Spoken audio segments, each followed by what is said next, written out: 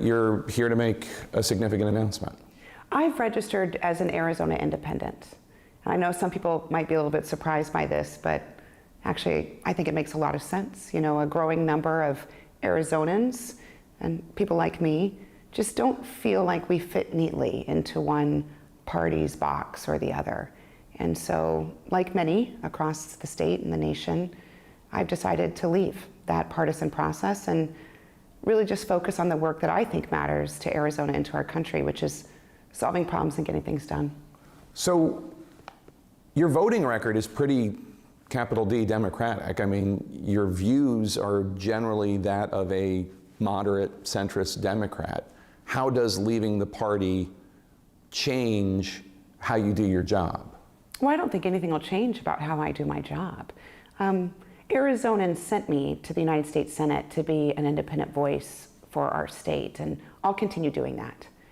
What I think is important about this decision and this move is that I'll be able to show up to work every day as an independent and not be, stuck into one party's demands of following without thinking.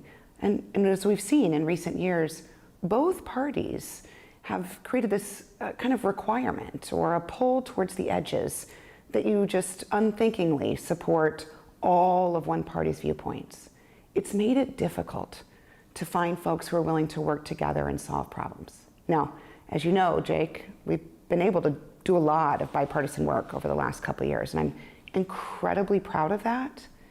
And I think it's important for folks across my state and frankly across the country to say, yeah, there's someone that's kind of like me, doesn't fit neatly into one box or the other, but is standing up for their values, for what they believe in, and is doing it without trying to get one over on the other party or beat the other guy. So let's talk about practically what this means, because you're the chair of at least 2 subcommittees, you're a member of a number of important committees, including Veterans Affairs.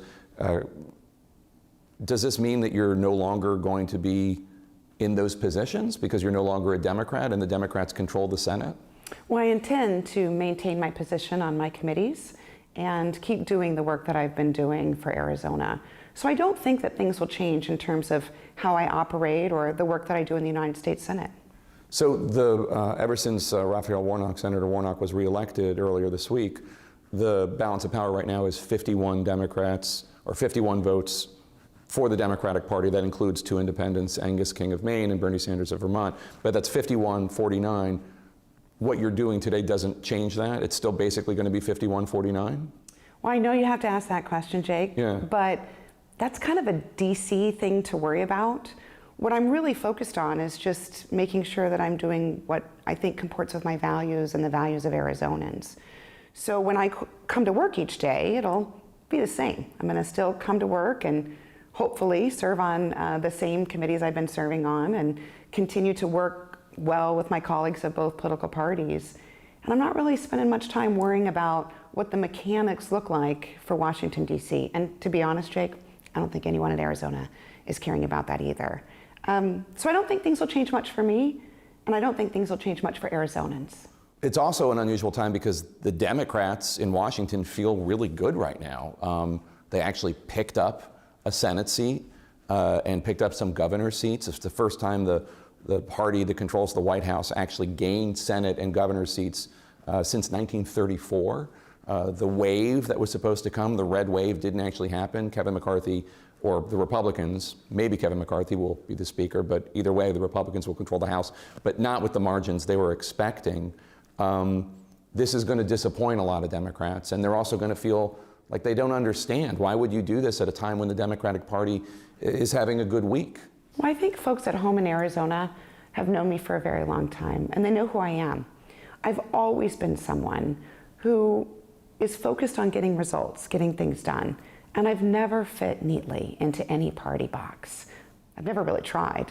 I don't want to, and I think that's reflective of how most Arizonans live. Arizonans who aren't affiliated with either party are often the largest group of voters in Arizona. And even those who are affiliated with parties often find that they don't fit 100% into that box. The reality is that when we get up in the morning, we don't really think about partisanship. Most people don't wake up and think, okay, well, I've got to get this Democratic breakfast on the table, I got to get in my Republican car and go to work. That's not how real life is. I know it is in this town, but in the rest of the country, people are just living their lives. And so they're not thinking about who's winning and who's losing, but that's what the parties are thinking about, is how do we get one over on this guy? How do we ensure that we're punishing them? How do we continue to win? And what I'm really focused on, and I think the proof is in the pudding of the work I've done in the Senate, I'm really focused on getting results, like actually solving problems. And so, removing myself from the partisan structure, not only is it true to who I am and how I operate, I also think it'll provide a place of belonging for many folks across the state and the country who also are tired of the partisanship. Well, there's going to be a lot of noise about this from the Democrats, from progressives, from the left. You know this, that because of your position working with Senator Joe Manchin of West Virginia to push back on some of the efforts, the legislative efforts, and change them and moderate them, you've already been a target of the left, and people have been very critical of you. They're going to call you every name in the book after this comes out. They're going to call you a traitor. They're going to call you an ingrate. What are you going to say? Well, I think I'll do what I always do, Jake, which is keep doing the work that I know is important for my state. I just not worried about folks who may not like this approach. What I am worried about is continuing to do what's right for my state. And there are folks who certainly don't like my approach. We hear about it a lot. But the proof is in the pudding. In the last few years in the Senate, as you and I have just mentioned, I've been honored to lead historic efforts from infrastructure to gun violence prevention to protecting religious liberty and helping LGBT families feel secure, to the CHIPS and Science bill, to the work we've done on veterans issues. The list is really long. And so I think that the results speak for themselves. It's okay if some people aren't comfortable with that approach. Wow. Wow. What a day to be in D.C., huh? I know. Major Washington news while we're here in Washington. So let's talk about this with CNN's congressional correspondent, Lauren Fox, and CNN's host of The Assignment with Audie Cornish. Audie Cornish, wow. Wow. What's your reaction? This is really the identity that she has had this entire time she has been in the U.S. Senate. She has really acted independently time after time, whether it was how Democrats dealt with Build Back Better and tax increases, whether it was how she wanted to deal with the filibuster, she wanted to preserve it. All of those issues really always made her an independent. I think the key question, of course, is where is she going to spend her time? Is she still going to caucus with Democrats? Jake asked that question, and it is such a key one. She really skirted around it. And the reason it matters is because it matters in terms of the balance of power in the U.S. Senate. Yeah. If she is going to continue to serve on her committees and Democrats are still really technically going to have that 51 vote advantage, that really matters for subpoena power. It matters for how the committees are made up. If that changes, obviously a 50-50 Senate is a different dynamic, the one we've been living with for the last 2 years. So that's really important and really key, but wow, just wow. Do you remember when Mitch McConnell called her the most effective first-term senator I've seen in my time in the Senate, right? And the question is, yes, as Jake said, she's voted with Biden, I think it's 93% of the time, and he asked her, like, is that going to change? And she essentially said, nothing's going to change, but we don't know what this will mean for her votes. Well, I would say she's being honest, and nothing is going to change in the fact that she was able to use her status as someone who is inclined to bring Republicans on board, to elevate herself in any given discussion, right? And she, Joe Manchin of West Virginia, they're able to have a transactional relationship with their own party and extract concessions that benefit them and the constituencies in their state. Mm-hmm. It's not an accident that she said Arizona voters probably half a dozen times.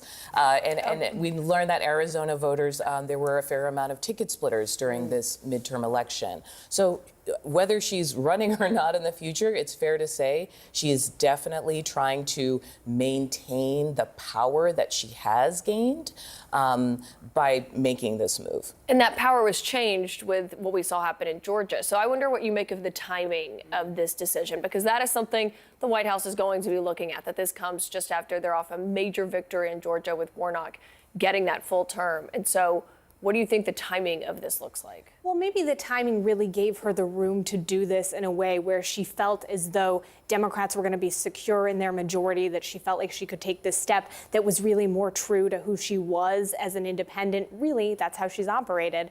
But That's a very charitable reading, by the way. But I think that one of the reasons that she's also doing this is she's staring down a tough re-election. Like, let's not forget about the fact that that's just around the corner, and you have to be thinking, my state is changing, my state's dynamics have changed. She probably looked at the last midterm and said, what do I need to do to win, to maintain my seat? And perhaps saying I'm an independent, putting that I behind your name gives her that power.